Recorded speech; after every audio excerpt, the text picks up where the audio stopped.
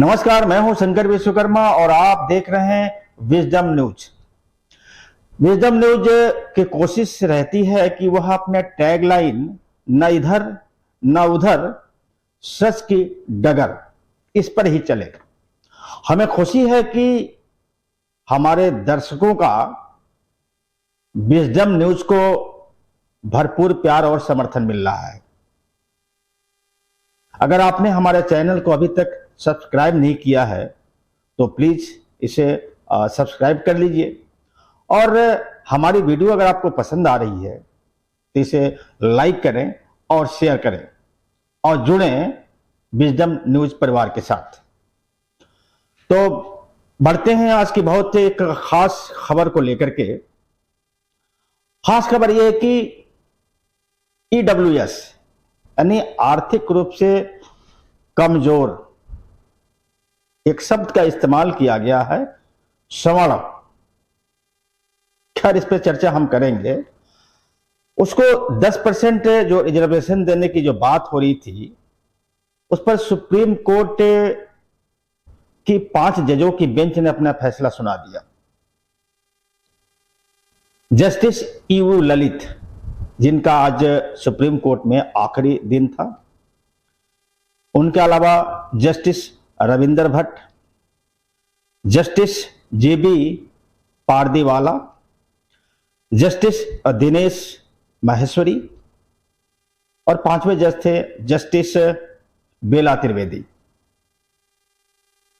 पांचों जजों की राय एक नहीं है। चीफ जस्टिस EU ललित और रविंद्र भट्ट इस आर्थिक आरक्षण के खिलाफ है। उन्होंने अपना फैसला इस आरक्षण के खिलाफ दिया है, जबकि बाकी 3 जजों ने इसके पक्ष में फैसला सुनाया है। अब एक जज ने जो बेला त्रिवेदी हैं, जस्टिस बेला त्रिवेदी ने अपने आदेश में एक जिक्र किया है कि आरक्षण जब लागू किया गया था तो उसकी एक समय सीमा निर्धारित की गई थी, यानी एक समय के बाद वह आरक्षण स्वतः ही समाप्त हो जाएगा। मैं अपने दर्शकों को यहां बता दूं कि जो कानून के जानकार हैं, जो संविधान के जानकार हैं, उनका कहना यह है कि 2 तरह के आरक्षण की बात की गई थी। एक आरक्षण जो था वो राजनीतिक था,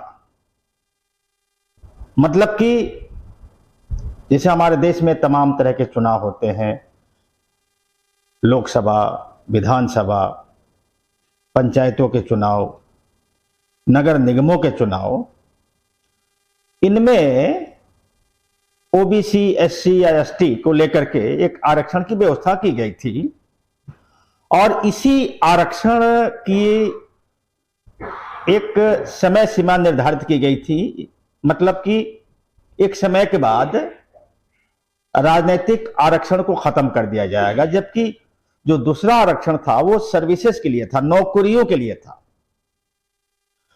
नौकरियों के लिए जो आरक्षण की व्यवस्था दी गई थी उसकी कोई समय सीमा निर्धारित नहीं की गई थी। जबकि आज एक फैसले में जस्टिस बेला त्रिवेदी ने कहा है कि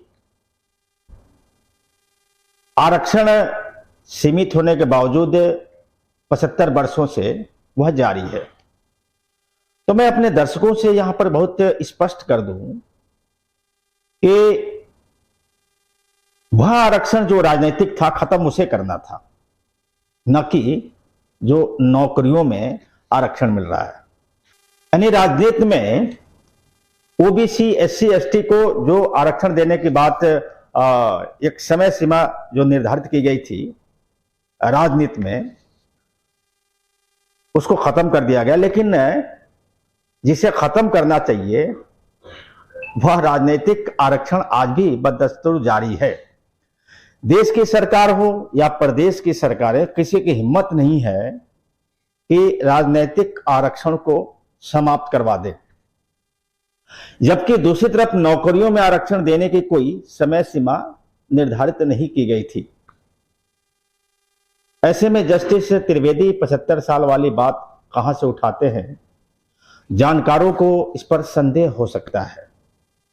आर्थिक रूप से कमजोर सवर्ण वर्ग को 10% आरक्षण देने का मामला अब साफ हो गया है। लेकिन यहां एक चीज मैं आपको स्पष्ट कर दूं कि यहां जिक्र किया गया है कि आर्थिक रूप से कमजोर यानी स्वर्ण वर्ग के जो कमजोर हैं उनको आरक्षण देने की बात की गई है। आर्थिक रूप से जो कमजोर हैं, यह जो शब्द है, स्वर्ण शब्द जो है, जानकारों की माने तो इसका जिक्र कहीं संविधान में नहीं है। संविधान के मुताबिक सभी जातियां सामान्य हैं।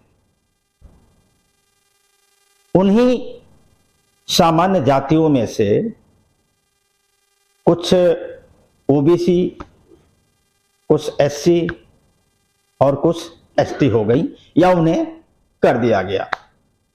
ऐसे में ये बात कहां से निकल के आ गई सवर्ण वर्ग की, इस पर चर्चा हो सकती है और इस पर चर्चा होगी भी।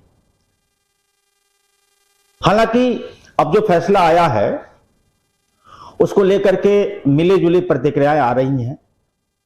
हम अपनी रिपोर्ट में आपको बताएंगे कि इस आरक्षण के बाद स्वर्ण वर्ग के आर्थिक रूप से कमजोर लोगों को कितना फायदा होगा और इसी वर्ग के अन्य लोगों को कितना नुकसान होगा। लेकिन यहां बताने से पहले हम आपको पहले बता दें कि चीफ जस्टिस की अगुवाई वाली 5 जजों की बेंच के जजों ने फैसला देते समय किन किन बिंदुओं पर ध्यान दिया है। सबसे पहले बात करते हैं कि इस मामले पर सुप्रीम कोर्ट के चीफ जस्टिस यू ललित, जिनका सोमवार यानी 7 नवंबर को सुप्रीम कोर्ट में बैठने का आखिरी दिन था, उन्होंने आरक्षण के खिलाफ फैसला दिया। उन्होंने कहा है कि 50% आरक्षण की सीमा पार करना मूल ढांचे के खिलाफ है। जस्टिस दिनेश माहेश्वरी के मुताबिक उन्होंने समानता का ख्याल रखा है। साथ ही उन्होंने उस सवाल के जवाब में कहा कि क्या आर्थिक आरक्षण देने का एकमात्र आधार हो सकता है। उन्होंने इसके जवाब में कहा कि आर्थिक आधार पर कोटा संविधान के मुख्य भावना के खिलाफ नहीं है। यह किसी भी तरह से आरक्षण के मूल भावना को नुकसान नहीं पहुंचाता है। जस्टिस बेला ने कहा कि ईडब्ल्यूएस कोटा कहीं से भी संविधान की मूल भावना के खिलाफ नहीं है। जो आरक्षण दिया गया है वह कहीं भी अनुचित नहीं है। इससे ओबीसी, एससी और एसटी के अधिकारों का कहीं से भी हनन नहीं होता है। जस्टिस जेबी पारदीवाला की दलीलों की बात करते हैं तो उन्होंने कहा कि आरक्षण का कोई अंत नहीं है, यह साधन है, इसे निहित स्वार्थ नहीं बनने देना चाहिए।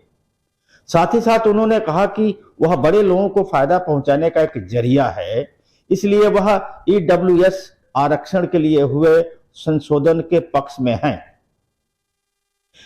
यहां बता दें कि संविधान में संशोधन के बाद जब इस आरक्षण को दिया गया था तो बहुत सी सारे बातें कही गई थी, बहुत सी चर्चाएं भी हुई थी।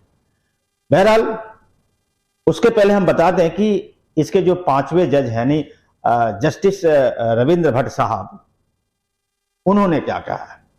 उन्होंने इस आरक्षण पर अपनी असहमति जताई है। उनका कहना है कि देश में एससी, एसटी और ओबीसी आबादी का एक बड़ा हिस्सा है, उनमें बहुत से लोग गरीब हैं, इसलिए 103वां संविधान संशोधन यानी 3वां संविधान संशोधन का मतलब यह हुआ कि जनवरी 2019 में केंद्र की सरकार ने सदन में यह संशोधन पारित कराया था और इसी संशोधन के बाद ही ये 10% आरक्षण देने की बात हुई थी। आरक्षण दे भी दिया गया था, जिसके खिलाफ सुप्रीम कोर्ट में एक याचिका दाखिल की गई थी और उसी याचिका की सुनवाई हुई थी। हालांकि सुनवाई तो बहुत पहले हो गई थी, इस पर फैसला भी 27 सितंबर को आ गया था, लेकिन आदेश आज जारी हुआ है। खैर,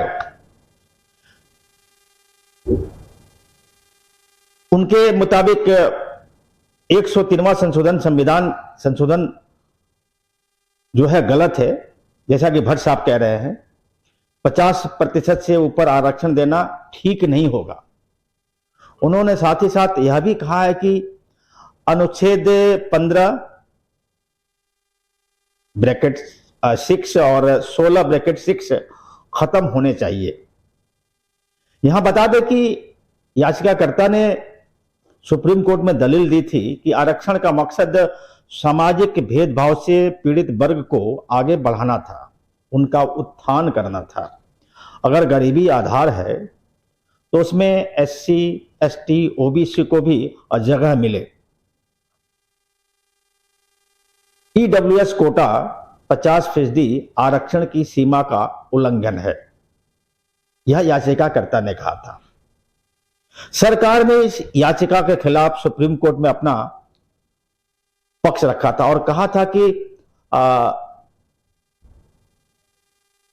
समानता का दर्जा दिलाने के लिए 10% का आरक्षण देना बहुत ही जरूरी है।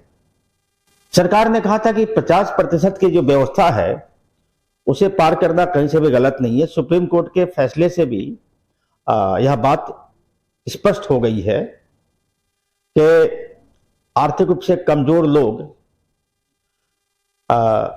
को यह हक मिलना चाहिए। बहरहाल, इस फैसले के बाद अब हम आपको यह बता दें कि अब यह EWS का जो कोटा है,